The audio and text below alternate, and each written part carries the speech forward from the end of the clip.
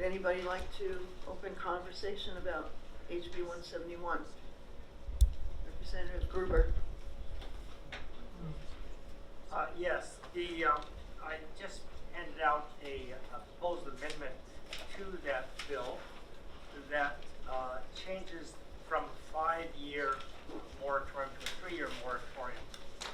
That's based upon discussion that seemed to be a middle ground among the different length of moratorium people thought would be appropriate. So I just wanted to make sure you had a chance to see that. Otherwise, I did not change the other language. Okay. Representative Scully. Thank you, Madam Chair. I think we're doing some very good work in this committee in terms of tightening up the whole process for siting landfills. And I do think it makes sense for us to have a moratorium to allow the Department of Environmental Services to basically catch up with their rules in order to reflect the good work that this committee has done. I think 3 years is far too long for a couple of reasons. One, in effect, you're tying the hands of the next legislative session. You've made a decision for them. And if for some reason they decided they needed to go forward with the permit, they'd actually, in that first year, they might have to undo the legislation in order to allow them to do that. So I don't think we should be tying the hands of the next legislature. The other issue I'm concerned about is that we've got another body that this bill has to go through. And we may be able to get it passed in the House with the 3-year moratorium. I honestly believe there would be almost zero chance that a 3-year moratorium will pass the Senate. I think we could, I'm for the moratorium if we make this a 1-year moratorium with the understanding that we can come back and we can put it again for another year if we don't think that adequate progress is being made. But I think it's a very easy sell on the other side, much easier sell with the other body if we make that 1 year. And I think that it also, the tea leaves are that the governor would also be in favor of that. So as it stands, I would not vote for this bill. If the committee is willing to shorten it to a 1-year period, I will vote for it. Representative Brigsby. Yes, thank you, Madam Chair. Just as a matter of record, the other body does have a moratorium bill also. Theirs is 6 years. The 1-year moratorium that is proposed is the governor's. 3 years puts us at a middle ground. This is a good bargaining position. The exact length of the moratorium is not going to be decided in this committee or in the vote that we have on the floor in a couple of weeks. It's going to be probably decided in a committee of conference towards the end of the budget process. So what we are doing now is really just setting out a bargaining position, and what we're doing is we're setting a middle ground bargaining position. And in terms of whether this could be revisited in whether we'd be binding a future legislature, well, if in 2 years it's recognized that all of the work for putting into effect the other bills we're working on has taken place in DES, then the next term that legislature could in fact remove remove the moratorium.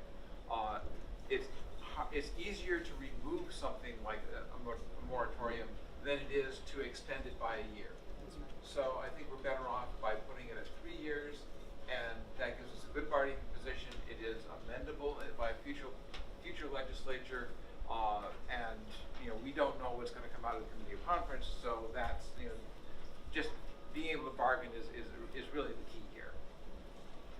Yes, Representative Bixby, I tend to agree with that. And as a person who, at the beginning of this year, didn't want to have any moratorium at all, and thinking about all of the work that we have done for the bills that we are looking at, that we have done, that we've passed, I really do think that 3 years makes sense, especially in the scheme of, you're talking 6 years, 1 year, we're in the middle. I think that gives us ample time to really kind of put all of the rules in place that need to be there and help us catch our collective breath and us to move forward with some really much needed changes to the way in which our policy addressed siting for landfills and other issues dealing with solid waste. So I think a 3-year moratorium is sensible. And yeah, it's going to be a bargaining chip somewhere along the line. Representative Germana and then Representative Wheeler. Thank you, Madam Chair, and thank you for those comments. To Representative Bixby's point about this is a middle ground kind of bargaining position, it's a middle ground across the board, right? The governor has said 1 year, a Senate bill has it at 6, we're at 3. This is also, as Madam Chair pointed out, really the culmination of a few years of work in this committee and in the legislature to build a really broad bipartisan consensus around the need for a multi-year moratorium. We passed one last year as well on a voice vote, and now it was up on the consent calendar because we built such a coalition across the aisle. So I really do see this not only as a bargaining position, it's the position of the House, but it also represents a lot of that hard work to get us to a consensus position that is very broad across the body. Representative Wheeler. Thank you, Madam Chair. I appreciate everything that's been said about this being a bargaining chip, and just want to somewhat affirm and add, we're only 2 months into the legislative session, and for us to cave to the Senate or the governor on our position falls into a tradition that I think is really sad for the House of Representatives as of late, where we don't respect our constitutional power as the legislative body closest to the people.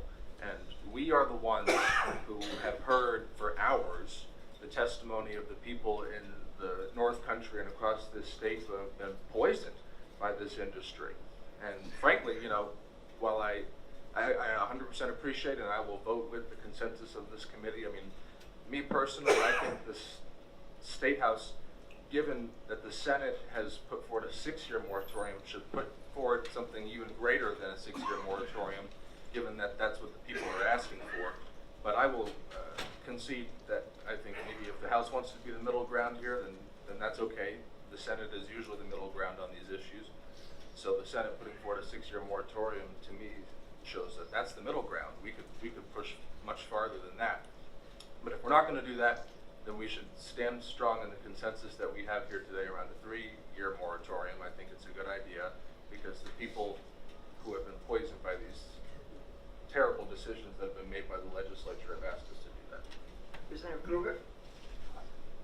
Yes, I just wanted to point out that during this committee's work, we did discuss the issue of concern that we have for the landfill capacity in the state. In this report by DES, I reviewed and showed that we have at least 5 years beyond this moratorium with already permitted capacity.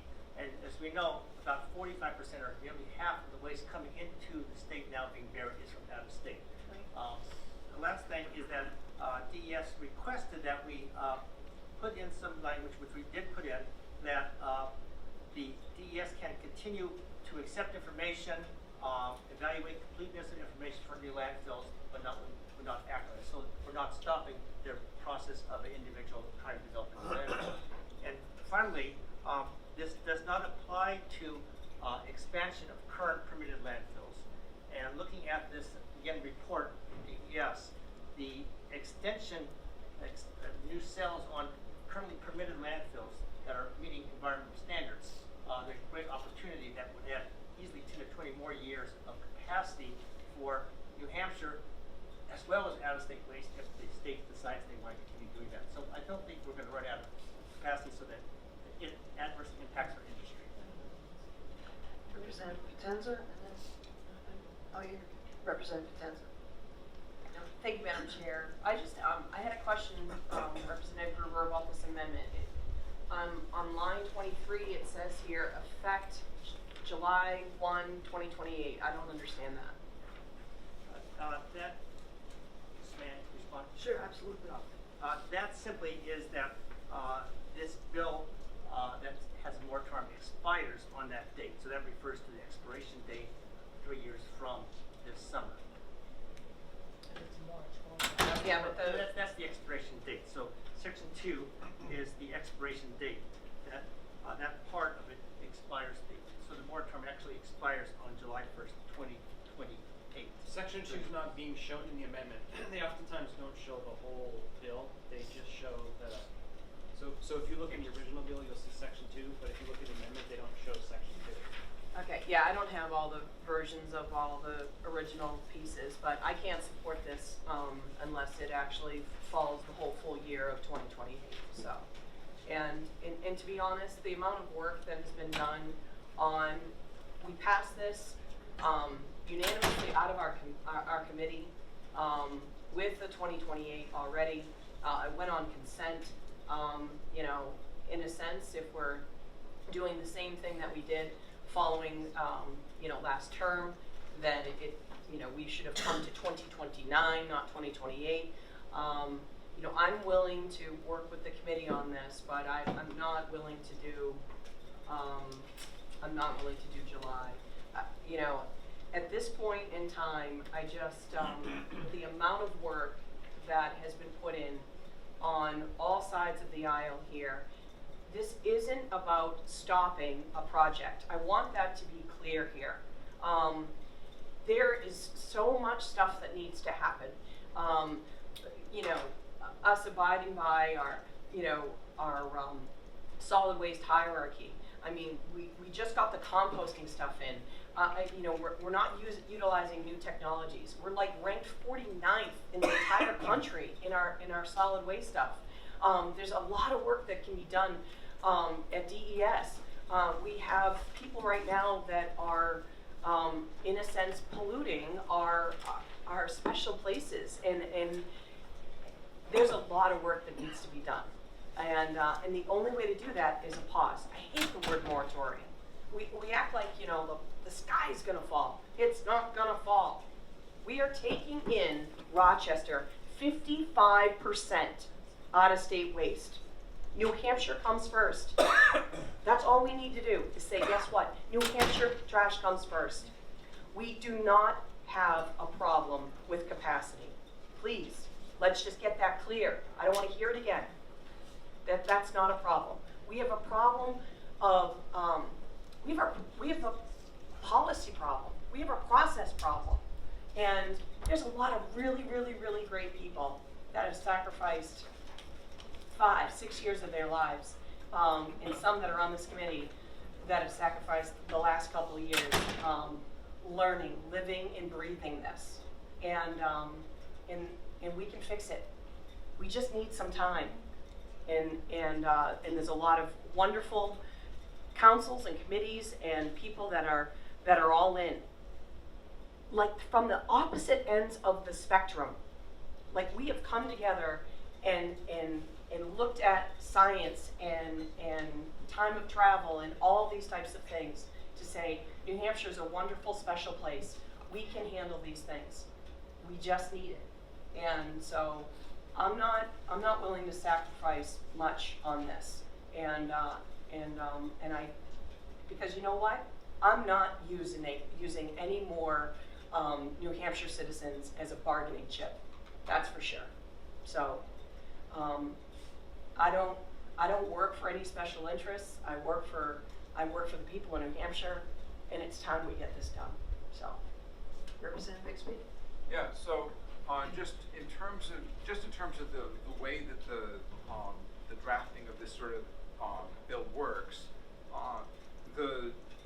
when there's going to be a repeal of something in the future, the standard way of doing it is having one section of the bill stating that repeal, and then have the effective date of that set in another section.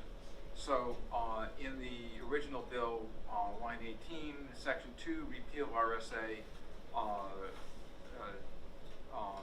and basically the 149 M9A relative to a moratorium on issuance of permits from New Hampshire is new landfills in New Hampshire is repealed. So that is the repeal language, and then the timing of that is set in section 3, which is and what the amendment amendment does is it just moves that to July 1st, 2028. The reason it's July 1st is because that is the shift of the fiscal year, and usually bills are when the period of the active period of bill is made to align with the fiscal year. And if this bill is if this bill is passed by both bodies and signed by the governor before July, that will be a full 3 years of duration for this. It is unlikely that this bill will be passed in this form, and that is the other key issue. We don't actually know that if we pass this bill through the House at 3 years, it is very unlikely that what comes out at the end of the process will be 3 years. It may be higher than that because the Senate may be pushing for something higher than that, and that would be good. But this is a negotiation between two houses and the governor, and we can't predict how it's going to come out. But if we don't have a strong vote on this in this committee, then it's going to weaken our bargaining position. I think that the importance of making sure that we have a strong approval of there being a moratorium or a pause, however you want to phrase it, is more important than the exact detail with the number, because that exact detail is going to be sorted out in the future. Representative Germana, or Will Reed, did you have your hand up before him? Why don't you go first, and then Representative Germana? Thank you, Madam Chair. My question, I suppose, is did we lose votes on the 2030, or why are we changing it from 2030 to 2028? As I understand, there were members of the committee here who felt that that was a more appropriate number. Could I? Sure. I guess my position would be, I think that there is a strong majority of this committee, while it may not come out on the consent calendar, that would vote for 2030. And in my opinion, I think that the House of Representatives should stand stronger for the position of the people, which is that we want a longer term moratorium rather than a shorter one, rather than the Senate standing with the people on this issue. And the fact that the Senate has a stronger bargaining chip than the House on this, that makes me sad, because the House has generally been the body which has been able to stand up strongest with the position that it has. So again, I will vote with the consensus of the committee because I understand the need for a bargaining chip, but I 100% agree with what Representative Potenza had said. And yeah, I'm having a hard time using the people of the state of New Hampshire as a bargaining chip, especially if we're going to do it in such a low way, just with respect to everyone's vote on this committee, just because we lost a couple of votes on the committee. When we're behind closed doors bargaining with the governor and the Senate, which is long down the line, A, number one, and B, number two, when we're doing that, they know what the position of the House is, and because we have a long record of history of these bills going through either on the consent calendar or with a strong bipartisan majority in the House of Representatives. The fact that it might not be on the consent calendar, HB171, to me isn't a significantly weakening of our bargaining chip to make it so that I would want to move forward. Okay, I'm going to add my 2 cents here in the fact that I'm not using any citizens in this state as a bargaining chip. I just think 3 years, personally, I think 3 years is a more reasonable amount of time to put a pause. And for me, the 3 years represents how long it's going to take to get rules written and put into place. And I'm saying 3 years because I've seen with other legislation that was passed in 2022 where rules have still not been written. And that's where my problem lies, in the fact that this legislature and the agencies apparently have some difficulty in getting rules written and getting things put in place. And this has to do, I'm talking about some of the bills that had to do with disaster relief for our municipalities and other things that I've seen. So for me, this is an issue of giving us enough time, or at least trying to put a pause in place so that we can get the rules put in place in a proper fashion. That's why I'm going with 3 years, and I don't think we need 5 or 6 years, to be honest. But Representative Germana. Thank you, Madam Chair, and I want to say also, with respect to my friends and colleagues on the committee, we're not using the people as a bargaining chip here. In fact, what we're trying to do is create the best piece of legislation that will deliver for the citizens of the state. We've been trying to do it for 3 years. So now that I've been on the committee for over 2 years, but yeah, it's not using them as a bargaining chip. It's trying to figure out what the right strategy is going to be to actually do what they want us to do and deliver on the protections that we need. I also want to point out that this 3 years, we're looking at not just the rules that have recently been written, but we're looking at 4, including the current one, 4 legislative sessions that we would have in that 3-year period. We've got the current one with some very good legislation that we hope to get through one way or another. You've got 26, you've got 27, and you've got 28. So with our current session and a lot of good landfill bills, we have 3 more spring sessions, right, that we can put in more legislation if we feel that it is needed. And I think that we've built a lot of momentum. I'll say the difference between us and the Senate is that in the Senate, this is a partisan issue.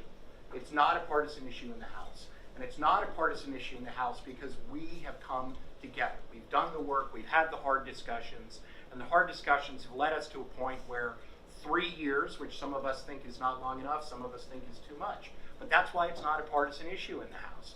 And I think that our power comes from our unity. And so I hope that we can continue in that direction and pass something with a positive statement that this is not a partisan issue in New Hampshire. If I could just respond, Madam Chair. Sure. I, just to make it clear, would not want to ascribe motive to anybody who's done the hard work. I mean, I've just joined this committee, been here for 2 months, so granted, I should have said that at the beginning. I don't know as much as everyone else. I'm just trying to understand here. As far as my position was, I think a longer moratorium would be better, but I would never, ever want to say that anyone here is not doing hard work or trying to use the people of the state of New Hampshire as a bargaining chip. I said that I didn't want to use the people of the state of New Hampshire as a bargaining chip. I think that Chair Aaron, Representative Germana, you've both done very hard work, and I wouldn't want to make it seem to the camera, to anyone here, that I would say otherwise. I would 100% respect your work, and that's why I've said in both the statements that I've had here at the work session, I will vote with whatever the consensus of the committee is. Representative Freeman. Thank you, Madam Chair. I think in just as Representative Wheeler stated, I'm new to this committee. This is not a committee that I would typically be familiar with. However, when you boil it all down, this is how the sausage is made. This is how we get things that we need and what the people of the state need. They've asked us to do this. They've tasked us with this. Well, we don't work unilaterally. We have to consider the governor's office and the Senate. So in order to get what we want, we have to be involved in the sausage making proverbially. So while this may not be what everybody wants or the first thing that they want, it's a start. And if we don't start somewhere, we don't end anywhere. So to that end, I will support this amendment. I will also support the bill because I know how much work has gone into this, and I also know that this is probably the most nonpartisan committee in the State House, and I want to keep it that way. Representative Potenza, and then Howard. She was first. I'm going to give it to her. Oh, okay. Sorry, I missed that. Thank you, Madam Chair. Thank you, Representative Yeah, Potenza. you're my And I'll be brief. I think that the only. Oh, sorry. I think that the main reason for shortening the time span would be be to accommodate business, or rather than protect the environment. And I think that this committee is tasked with protecting the environment. And if we don't give ourselves enough time to make the rules right and strong, then we are not serving the environment in the state of New Hampshire. So I would vote for the longest time that we can agree upon. Okay, Representative Henson. Thank you. Thank you, Madam Chair, and thank you for that. I agree. Yeah, I don't believe anyone in this committee at all, or in the House that have been working on this are, you know, I know that the word was used, and I think that the word was, you know, I hate this word triggering, but it was triggering the bargaining chip piece, because it just seems as if we always have to do that, right? We come out with a piece of legislation and we all agree and it's perfect, and then, oh, okay, well, it get watered down, and then it gets hit, and da-da-da, and then it's killed. And so the work that has been done is stellar here. And yeah, there's no one that I'd rather go to battle with on all of these things than this committee. So that's not an issue, not in any way, shape, or form. So I just know how hard it is to get things done through the legislature, and that's my only concern, is time. Chairwoman, we could definitely, could we do what we needed to do and get it done in 3 years? I think we totally could. And if everybody's truly motivated and committed on that, then I'm okay. And like I said, I'll sign on board.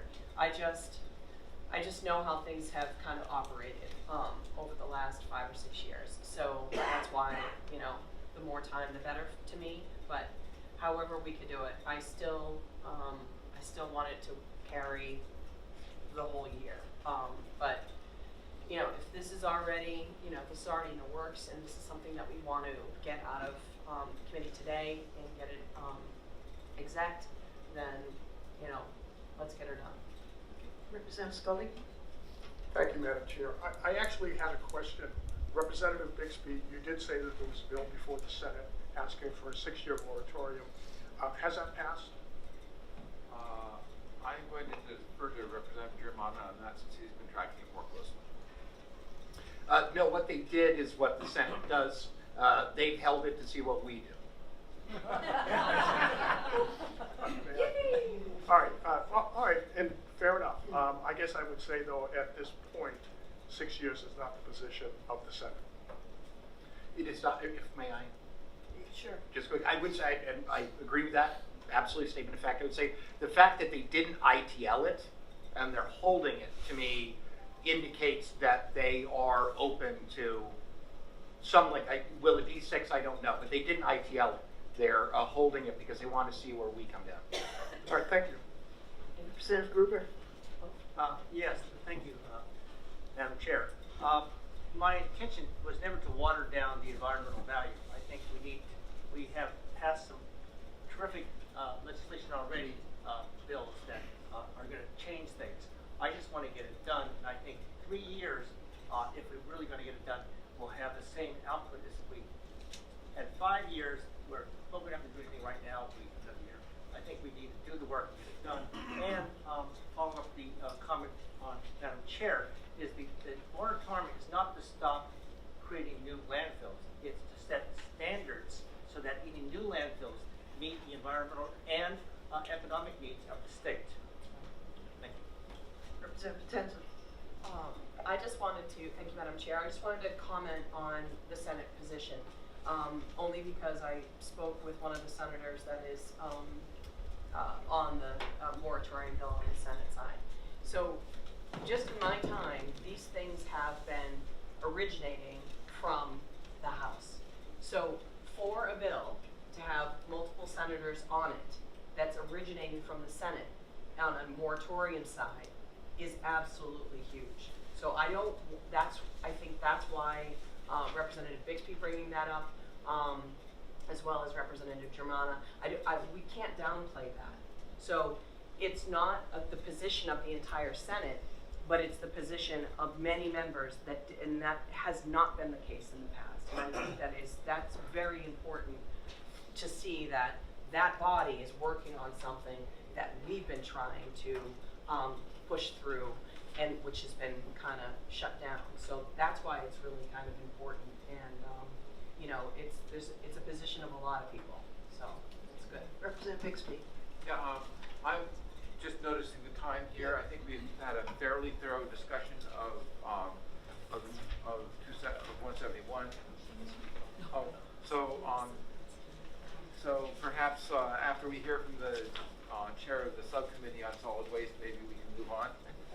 Yes. Representative King. Thank you, Madam Chair. So everybody here has heard me speak about this before. If I had my druthers, the moratorium would last infinity years. But I also recognize the political reality of the situation. The sponsor of the bill is fine with 3 years. I'm fine with 3 years. I really like the idea of us getting this through on consent calendar. I'd rather it not turn into a debate on the House floor. If you ask 400 people how many years it can be, it would be messy, and I'd rather it just go through cleanly. And to throw one possible monkey wrench in the gears, not intentionally, but it's an honest question. It's not a rhetorical question.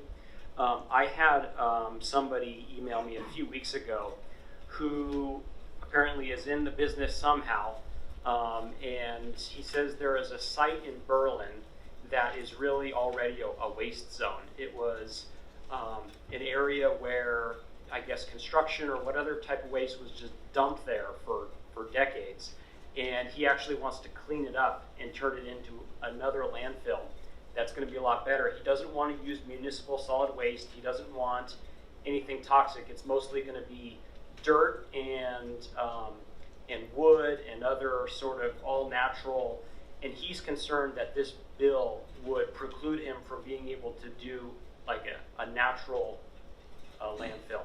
So I guess one of the nice things about a 3-year moratorium is that he would be able to interject and say, hey, I want a landfill, but it's not going to be anything with toxic materials in it or whatever. So there is, I guess, one of the benefits of reducing it down to 3 years instead of 5 is that it would allow somebody who has maybe, let's just say, a legitimate reason to build a landfill to hopefully get his prospects in with the rules situation. And if somebody else knows more about that, they're welcome to chime in. I'd like to hear it. But my hope also is to just piggyback on what Chairwoman Aaron said, that it can take a long time for them to write rules, and so for that reason I hope Representative Scully will support a 3-year moratorium and allow this to go on consent calendar, because 1 year just is not enough for the bureaucrats to write rules. So I would really like to see this go on consent calendar. Thanks. Thank you. Okay, I think we can wrap up conversation on HB171, and I hope that when time comes to exec this bill later on, that we can all agree on the amendment and pass it. And I will go through both of these amendments with you guys just to see get your thoughts on it. All right, moving on to HB707. Representative Potenza, what do you have for us on that? Thank you, Madam Chair. I had sent around electronically changes to 707, and then I, of course, had them printed as well for that work session. I don't have, there's definitely not enough copies. I didn't get more. I kind of held on to these so I can pass these around again for people that want them in front of them while we can talk about it.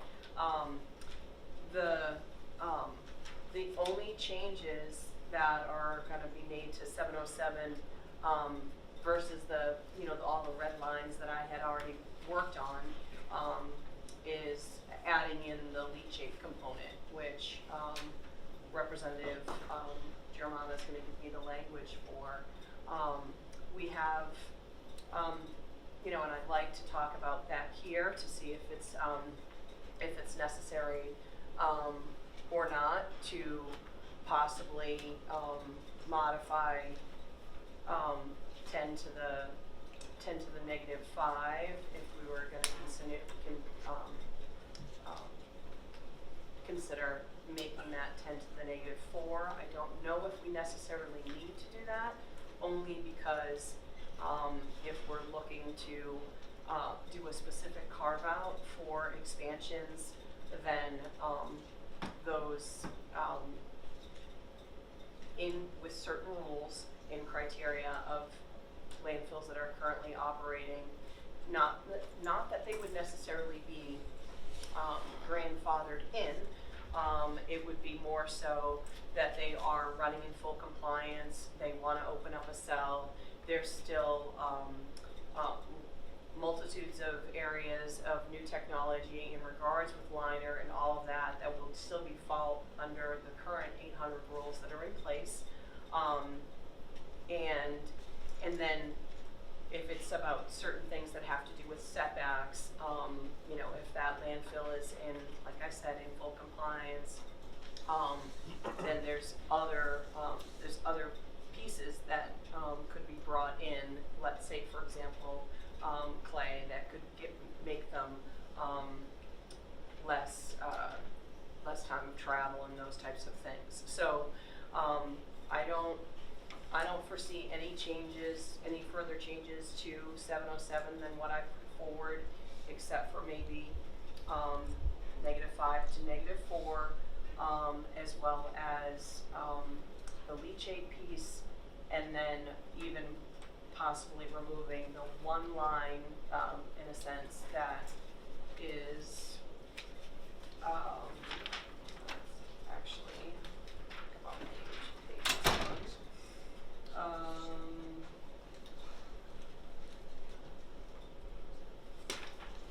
it's the one disclaimer in regards with expansions. So other than that, I don't have any other changes to 707 at this point. All of the work and the fixes have been done. Okay. Representative Germano. Thank you, Madam Chair. Thank you, Representative Potenza, for all the hard work that you've put into this. So I have, as Representative Potenza pointed out, I'm in the process of working on some language regarding the leachate transfer area and protections around that. I have reached out to Director Wimsatt, and we've started to correspond. It's a complicated issue, and I'm in the process with the director of looking through what's currently in rules regarding safety protections in that leachate transfer area. So I don't know if it's possible for us to do with the leachate transfer area and the 10 to the -5th or 10 to the -4th, if it's possible for us to do a solid waste subcommittee meeting perhaps next week to talk about those two issues, so that we can then bring it to the committee with a consensus around those two issues in particular. Well, it sounds like a plan. Yep. I just want to remind you, though, yeah, all bills are due out of committee March 20th. We have a schedule for tomorrow. We have Tuesday, March 11th. I wanted to ask the committee, that's town meeting day. I have already planned that we would meet from 9:30 till 12 to do a committee work session on certain bills and have a brief time for caucus and then exec some other bills out.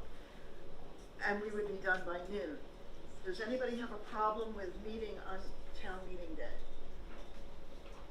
No? No? Okay. All right, so we'll proceed with that. Otherwise, we would have to meet on a Monday or the Wednesday that week. But I don't want to get too close to March 18th, which is the Tuesday, which is 2 days before everything has to be done. So if we can get everything wrapped up by next week, and we could possibly meet again Wednesday, March 12th, if we need to exec out any other remaining bills that we have. But that's the plan. So, okay. Wondering if the solid waste subcommittee will be able to have a complete amendment on 707 by that time.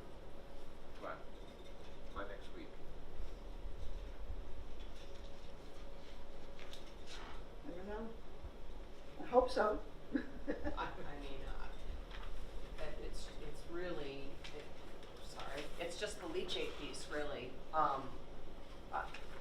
mean, if we have that language buttoned up, then it'll be inserted, and we should have that forward.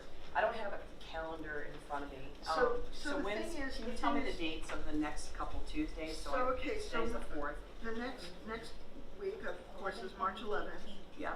And then there's also an opportunity for us to meet on Wednesday, March 12th. Tuesday, March 18th, we have the New Hampshire Farm Bureau Farmer Breakfast. So, you know, it's possible for us to come in here and exec the bill out if we need to do that.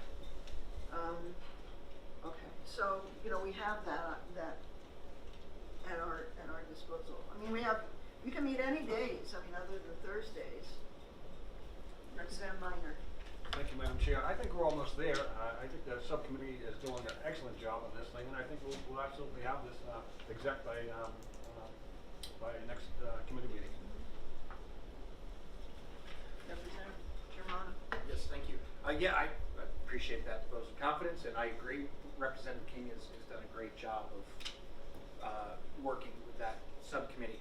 And I think, yeah, we can prepare whatever amendments and have them to present for discussion at the subcommittee meeting, and then be able to move ahead to the whole committee. I think it's just important to have some consensus among that bipartisan group, and then bring it together to the committee. But we can have those amendments prepared for next week, and then have them prepared for the whole committee for next week. Okay. Yeah, and then the goal would be to exec it on The have 11th. it on the 18th then.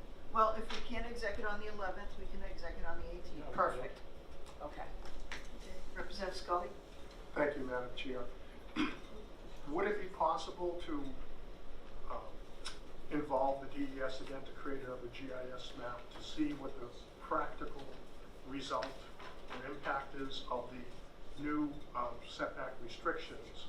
And he did that for the first bill, and it became quite clear that there were so many that it basically made citing the landfill in New Hampshire practically impossible. Well, I'll ask him. Thank you. And last but not least, HR13.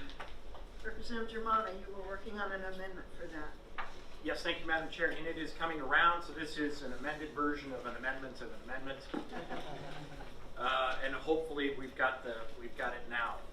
So as you can see, it's been dramatically reduced. We have 3 whereases, and they are all specific to Forest Lake, or the North Country in the case of the second whereas. And this was a product of a lot of discussions with members about what they wanted to see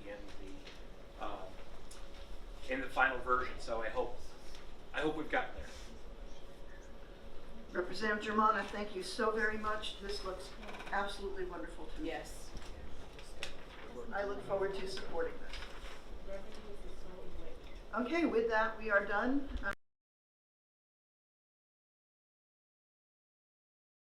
And we are getting ready now. I'm going to open up our exec session on HB171, establishing a moratorium on the issuance of permits for new landfills.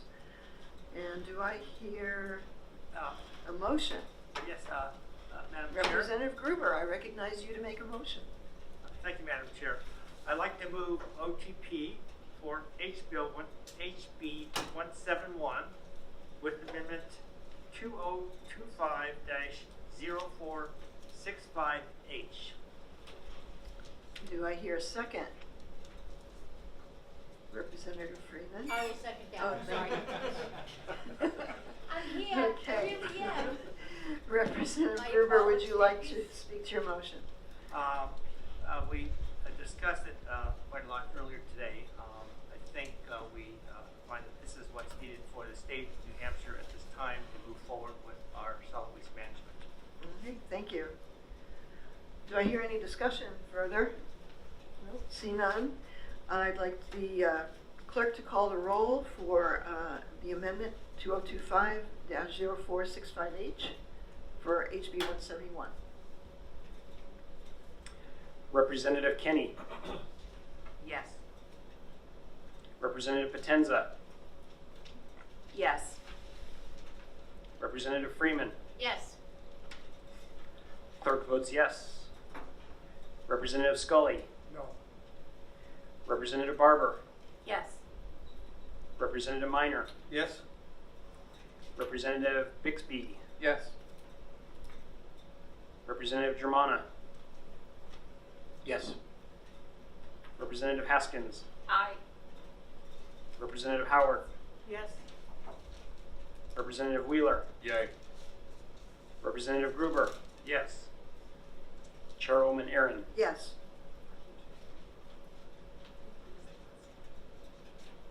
(13 to 1) motion passes. Okay, do I hear a motion for OTPA? Representative Gruber? Question, can this be placed on the consent calendar? Well, we have to vote on the We have to vote on the OTPA. bill now. We voted on the amendment, now we're voting on OTPA. Then I'd like to move to pass for the bill with the amendment, HB171. Okay, I'll second that. thank you, Representative Freeman. You're welcome, I'm on it this time. Any discussion? Seeing none, the clerk can call the roll on OTPA for HB171. Representative Kenny. Yes. Representative Potenza. Yes. Representative Freeman. Yes. Clerk votes yes. Representative Scully. No. Representative Barber. Yes. Representative Minor. Yes. Ranking Member Bixby. Yes. Representative Germana. Yes. Representative Haskins. Aye. Representative Howard. Yes. Representative Wheeler. Yay. Representative Gruber. Yes. Chairwoman Aaron. Yes. Motion passes 13 to 1. And do I hear, can we put this on the consent calendar? As the only no vote, I do not object to this being put on consent. Thank you very much. And I think that would be entirely appropriate. Yes, thank you very much, appreciate that. And Representative Gruber, I look forward to your committee report. Okay. And open up the execs for HR13. House Resolution 13, opposing the permitting of a landfill next to Forest Lake Park in Dalton, New Hampshire. Do I hear a motion? Yes, Madam Chair. Representative Germana. Thank you very much. I move ought to pass on HR 13 with amendment 2025-0472H. And I would be pleased to second that motion. Would you like to speak to your motion, Representative Germana? I will very briefly. I think this makes a powerful statement on behalf of the committee, and it will make a powerful statement on behalf of the House. We also have had a statement on the part of the governor, so I think we've got a lot of consensus around this important issue. And I thank every member of the committee who's contributed to getting us to this document we can all support. Okay. Any other further discussion? Seeing none, I would like the clerk to call the roll on HR 13 with the amendment 2025-0472. On this amendment, I'm sorry. Representative Kenny. Yes. Representative Potenza. 100 yeses. Representative Freeman. Yes. Clerk votes yes. Representative Scully. Yes. Representative Barber. Yes. Representative Minor. Absolutely. Ranking Member Bixby. Yes. Representative Germana. Yes. Representative Haskins. Aye. Representative Howard. Yes. Representative Wheeler. Yay. Representative Gruber. Yes. Chairwoman Aaron. Yes, absolutely. Motion passes 14-0. Okay, now I guess we are looking for a motion for OTPA on HR 13. Do I hear Representative Germana? Thank you, Madam Chair. I move OTPA on HR 13 with amendment 2025-0472H. And I'd be happy to second that motion as well. you like to speak to your motion? I think it's all been said. All been Thank said. you. Okay, now direct the clerk to call the roll for OTPA on HR 13. Representative Kenny. Yes. Representative Potenza. Yes, sirree. Representative Freeman. Indubitably. Clerk votes yes. Representative Scully. Yes. Representative Barber. Yes. Representative Minor. Resounding yes. Ranking Member Bixby. Yes. Representative Germana. Yes. Representative Haskins. Aye. Representative Howard. Yes. Representative Wheeler. Yay! Representative Gruber. Very yes. Chair O'Manaron. Yes. Motion passes 14-0. Okay, I'd like to have that on the consent calendar. Sure. Sure, okay. And with that, I'm going to close out the exec session for HR 13. And we are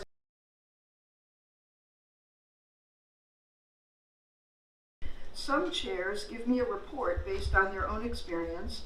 Others may want full committee input. I want full committee input. I leave that to your discretion. I do, however, need your comments by March 15th. So we have until March 15th to communicate back to the Chairman of Finance our thoughts about what was in HB2. I did hand out a hard copy to everybody and also electronically of the about 10 pages worth of new language that was included in HB2 in the governor's budget. It has to do with creating solid waste site evaluation committee. Hang on. And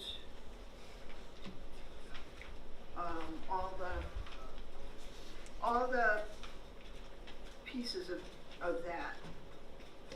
Now, I hope everybody has taken some time to take a look at it, read it, and come today with your comments about what we should or should not do with this language that's in HB2, and that's the purpose of this half-hour discussion before we go into the hearing for HB616.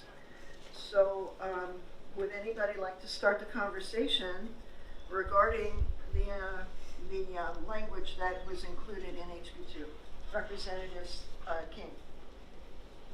Thank you, Madam Chair. I just have a couple little things that I just thought were interesting questions, really. If everybody would like to turn to page 2, it's the first back of page 1. It says page 15, and you go to Roman. Madam Chair, I'm sorry to interrupt, but Representative Minor and I do not have a copy of that. Okay, let me see. I don't even. We're gonna have copies. Okay, hang on. Let me see. I beg your. No worries. No worries. Sorry. That's okay. Let me see if I have any extras. Was this email? Did you say you weren't? I did send it in an email. Email, and then we got it printed out for us.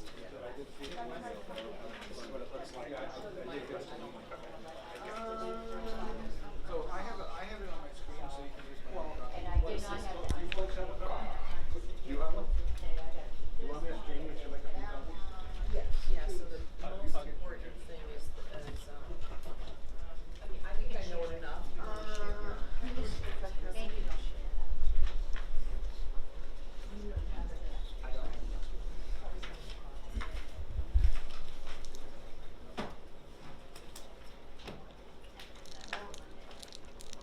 I think Larry's going to Okay. get a few copies. Okay. All right. Well. Excuse me, she will make copies, there'll be a few minutes. Okay. Should I continue? But you can. I guess you can continue. Is that okay? And I'll let you. That's okay, I'll just write it down, Yep. whatever you say, and then. What did you say, what section? Okay, so it's page 2, which is labeled as page 15. It's just the back of page 1. And it goes through all the Roman numerals, and it's basically, it's giving you the definitions, so that when we build the rest of the bill, I guess you call it, we know what the definitions are.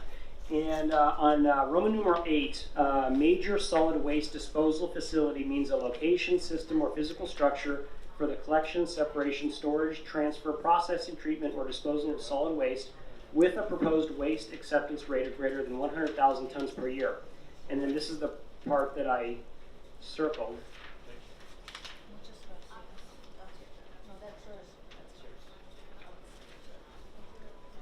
Okay, and then the part I circled is the last sentence. It says, major solid waste disposal facility does not include any facility proposed to be constructed by a New Hampshire municipal government.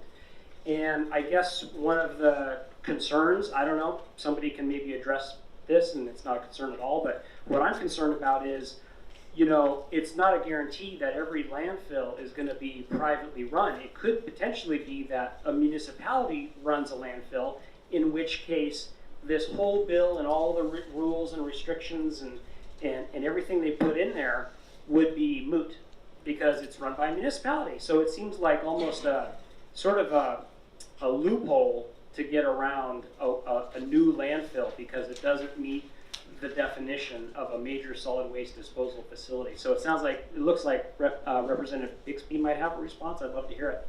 Yeah, I would like to thank you for noticing that, because one of the things that last term we had a bill that would have banned private landfills, and they would all have to have been public, but they could be run by a private management company. And this would basically create a real gap for a publicly owned landfill that was run by a private company. So I think, you know, the fact that it's owned by publicly or privately doesn't change the potentially problematic contents of a landfill or the problematic ideas about, you know, where that stuff may end up if it's not properly cited. So I don't think this exemption makes sense. Okay, so major solid waste disposal facility does not include any facility proposed to be constructed by a New Hampshire municipal government. So you're saying, what about a public-owned landfill run by a private? Whether it's owned by the privately or publicly, I mean, it just seems like a loophole here. If it's constructed by New Hampshire municipal government, then Okay. everything we read in the next 10 pages or so is like moot. Yeah, okay. That's my concern. Okay, gotcha. Gruber and then Potenza. Thank you. Thank you. I just have a few overall comments. Under the very beginning, the first sentence, declaration of purpose. Just 1 minute. Anybody else don't have a copy? I can use my copy back. Use your copy back. There. Anybody else, do you need a copy? Kathy? No, I'm all set. You're all set. I'll take it. I'll let mine home. Thanks very much. Thank you for doing that, Representative Minor. You bet. Go ahead, I'm sorry. Yeah. Thank you, Madam Chair. The declaration of purpose probably was very close to being correct a year ago, but with the work of this committee, it's no longer actually, I think, correct. Purpose is not clear. For example, I'll read. It says that, skip through, that the solid waste are not fully evaluated to existing regulatory reviews. And that's not taking into account the number of bills that this committee has put forward to the House. And that with the moratorium, assuming that gets approved, that whole process actually is being addressed by many bills here that I don't think the author is familiar with what's coming down. That's one note, which is important when it's the declaration of purpose. The second thing I thought was significant is that on page 17, it's number 17, page 1777. Near the bottom, it says an application for a certificate from this new committee they wish to create shall only be approved or denied by the committee, quote, after all other state agency approvals have been obtained. That means anyone developing a landfill here, they have to go through a full permitting process before they actually would assess it, or whether it should be next to a park, whatever that is, you see what I mean? So that's kind of a double jeopardy, and clearly the bills this committee has been working on, particularly the ones looking at net public benefit, we look at that first, so they don't spend a huge amount of money and resources trying to meet all the environmental conditions that's next to a lake, for example, or a park. So I think that is a backwards process that I think we've talked about quite a lot here, how the process should be, so that we don't have private developers spending significant amounts of money, and they say, oh, sorry, now we go through a second round. And I think the state needs to work in partnership with the private sector so that there's one clear bite at the apple, not after the fact. Yeah, I agree with that. That's my two major things. Oh, one last thing is the bill that we submitted to the House for, I think, approval this week or next week. It's net public benefit. In here on page 18, halfway down, it talks about evaluating things such adverse things and positive things, but such as traffic, noise, and odor. But they never even mention the issue of groundwater pollution or PFAS. So there's significant issues not here that we've actually talked about that we have in the legislation that we are proposing. So I think what we've worked on actually is a stronger, more grounded approach than coming at after the fact of this. Thank you. Representative Tenzer. Thank you, Madam Chair, and I agree with all those points that Representative Gruber just made, so I'm not going to repeat them. There's a lot of wonderful ideas that are in this. I thought it was 12 pages, but I guess it is 10 page document, and some of them have already been brought up, but just how it starts off is it is crystal clear, where we have right in the beginning of this, in the statement of or declaration of purpose, is we have a bill that we've spent a lot of time on, that basically is this but more, and takes out things that even from, of course, the department, we needed to take out at that point. So there's just, we have really, in a sense, 3 bills that could nicely, we take this 10 pages out and our 3 bills go in, and it does so much of what she's doing and more. And the council piece, I think many of us have already said that is an after the fact, putting the cart before the horse doesn't make sense. We would never want anyone to go through an entire permitting process to then be told, after whatever, maybe 5 years or something like that, and spending tens of thousands of dollars that, okay, well, it just doesn't work. There's also things in here and I have a different copy of this at home that I left at home because I just didn't know if how much we were gonna spend time on it, which is not a lot to go line by line here, but there's also many conflicts within rules and statute and current statute and or RSAs that are on the books that make things not as clean as well. So I really think that we have an opportunity here, and I greatly thank the governor for the work that she's done in bringing these solid waste issues to the forefront.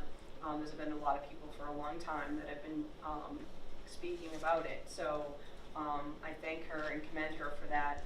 I think that we can, kind of be the answer or be the solution to a lot of her issues in here from legislation that we have. So there's some stuff too in regards with public hearings. These are, these are all in a sense already law. We have 1622 that was passed, that is now in effect and has been for a few months now. That's a fantastic amount too, that has to do with public comment. So many of these things are already taken care of, and that can be taken care of through 3 pieces of legislation that we have right now. So I'm hoping that that's what we can kind of put forward together as our committee for that, and it would be, you know, a wonderful way for a lot of work to be able to get implemented inside of HB2. So, Thank you. Representative Bixby.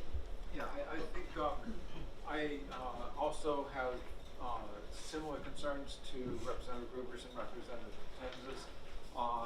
Another layer of that is that it seems like, you know, not only is this would this committee be operating after all of the permitting process, which is lengthy and expensive, but it also seems like it is creating an extra layer of bureaucracy when we don't really need another layer of bureaucracy. What we need is to have the correct requirements incorporated into our existing structure, and you know, if there's an, and you know, perhaps even make that existing structure a little bit more efficient.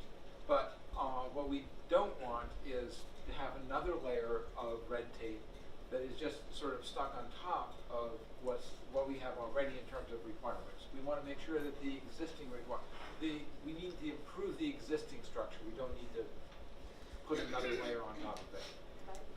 sure. I just wanted to comment on that real. Thank you so much for bringing up that piece. I would love Representative Germana to speak to this, because in creating another level, another council that isn't needed, we have this council in place that was doing this kind of work. And when we noticed, I mean, we're very vocal on it, when we noticed those gaps, we brought them forward to the previous administration. And I think that that's really important, because when we realized that those gaps were there, they weren't filled immediately. They still continued. So let's get one council working efficiently and at full capacity and representing the public and all of that before we would ever put any sort of other layer on top of that. You know, let's get to that work. I would love you to speak just to that piece alone, Representative. Sure, Representative Germana. Thank you, Representative Potenza. Yeah, I believe that we as a committee did a lot of work to produce a really good bill in HB 215, which is our net public benefit bill. And after long discussions with DES that consider both the impact on public health and the environment, but also thinking about industry, right? And industry needing to have a marketplace that they understand and is reliable. We had talked about the idea of a site evaluation committee similar to the one that exists that looked at the Northern Pass project. And the feeling was that that was adding a layer of bureaucracy that lengthened the process and added a level of uncertainty that isn't good for our communities or good for industries who are trying to open new projects. That what 215 does is it allows us to use existing resources in a much more streamlined way. And by putting it up front, you are making it clear, right? If you get a red light, it's a red light on a site. If you get a green light, then you move ahead to looking at the technical review of an application. So I feel that we have provided something that I'm glad to see HB2 incorporating the idea really of net public benefit. But I believe the bill that this committee produced is a much more efficient, more streamlined process that is more transparent for, again, both applicants and prospective host communities. Okay, so would you all feel that the recommendation to Chairman Weiler would be to pull all of this language out of it, HB2, and insert, which bill numbers? HB 215. HB 215.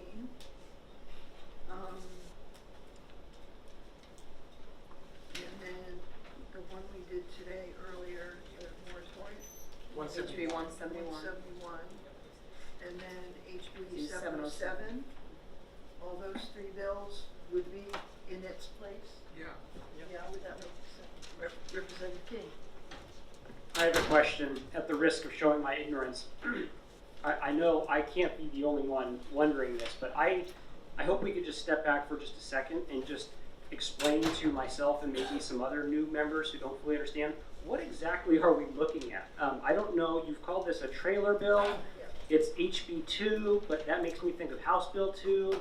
It's going to finance, and if the governor wrote this, like, I just don't understand the whole process. Could somebody explain it to me like I'm 5, please? Sure. Thank you. I'll let- No, don't say that. You're very smart, Representative. You are. Okay, Representative so, Bixby, go ahead, take a stab. sure. So, the budget consists of 2 bills. HB1 is basically all of the numbers.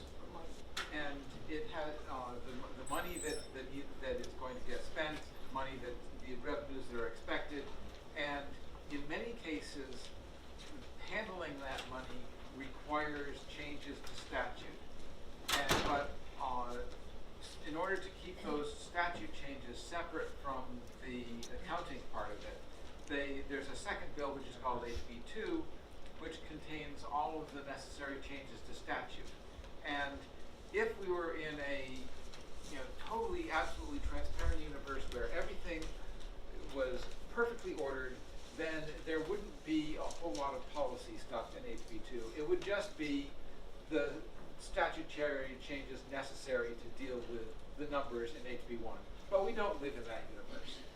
So, so what happens is that there are often pieces of policy changes that the governor would like, and then the finance committees in both houses that get put into HB2 and get passed as part of the budget rather than standalone bills.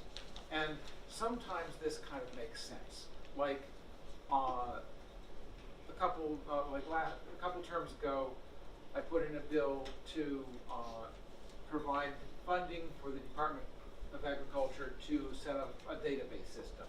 And most of that was, it was instructions for setting up the database system for the regulatory services. And then that got incorporated into HB2 because it was, when it went to finance as a second committee, they said, would you like us to put this into HB2? So in this particular case, the governor has given us a bunch of stuff that is really policy. It's not enabling any particular bit of money spending. And we have been working on bills that basically are dealing with that policy, and we've done some pretty thorough research on them. So the idea here is to suggest that we put those bills into HB2 instead of what the governor has suggested. This is something we clearly want to discuss with the governor's people, and so that we're not creating any unnecessary adversarial relationships. But that would also give, if there are things that our bills are not covering that the governor wants to make sure are in there, then that's also a room for negotiation, which has to happen pretty quickly, I guess. but that's one way of approaching a piece of policy. Sometimes the HB2 is used by the Senate, particularly, to stick us with pieces of policy that they don't want to have a thorough hearing in the House. That's another thing that it happens. It's not a perfect world. And Howard and I spent a fair amount of time before he was in the Senate fighting a particular instance of that. But that's so. I think in this case, as long as we're really transparent about what we're doing with all parties involved, I think that this could be a very good way of getting these pieces of policy that clearly are in line with what the governor's intent is here in terms of making sure that the landfill process is better. I think that would be a reasonable use of HB2 as long as we don't mind the lack of purity in process. Yeah. It's pretty good. Yeah. Representative Scully. Thank you, Madam Chair. It may have already been said, but I did also want to point out that this increases the cost for both business and government itself. There's a $20,000 base filing fee plus some other add-ons. In the trailer bill? Yes, Yeah. in the trailer bills. Yeah. And then it also establishes another, I guess, full-time position. They talk about a salary for an administrator, plus additional costs. And I think that in this year, I think the message has come down.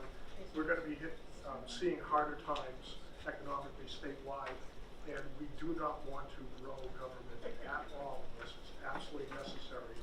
And given that we do have HB215, which I think is a great bill, I think we don't need this, and we don't need the cost of the additional personnel.